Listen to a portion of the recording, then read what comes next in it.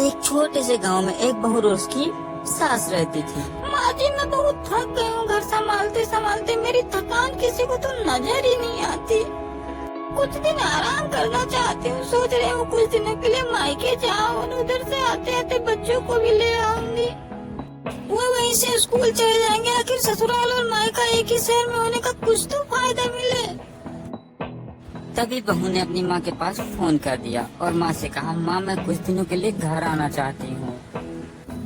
तभी उसकी माँ ने कहा, अरे बेटा ये कैसी बात कर रही हो, ऐसा बोला जाता है, आखिर ये तुम्हारा भी तो घर है ना, तुम्हारी जब मर्जी हो बेटा तब आ जाना।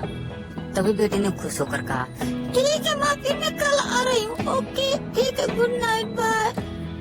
तभी उसकी माँ फोन रख देती है और किचन में चिल्लाती हुई जाती है, अरे बहू सुन रही हो, मार्केट से जाकर सब्जियां और कुछ ताजे फल ले आना, कल निमरता आने वाली है, और कुछ मिठाइयाँ भी लेते आना। मेरी बेटी बेचारी नौकर की तरह काम करती है, उसका कोई ध्यान भी नहीं रखता और कितनी दुबली पतली हो, यहाँ आएगी तो थोड़े दिन रहेगी, उसका भी मन लगेगा, तबीयत ठीक हो जाएगा।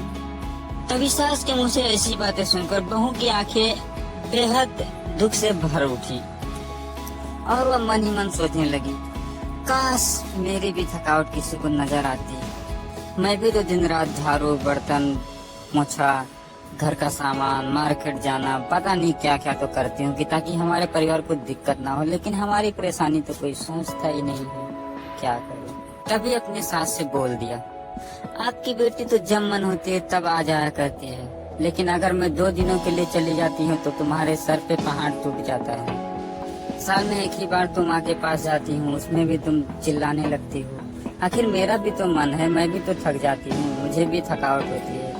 मैं भी सोचती हूँ कि अपने माँ के पास जाऊँ, थोड़े दिन रहूँ, आराम करूँ, उनके साथ खुशियाँ बांटूं, लेकिन आपको तो कुछ पड़ी ही नहीं है, क्या करूँ।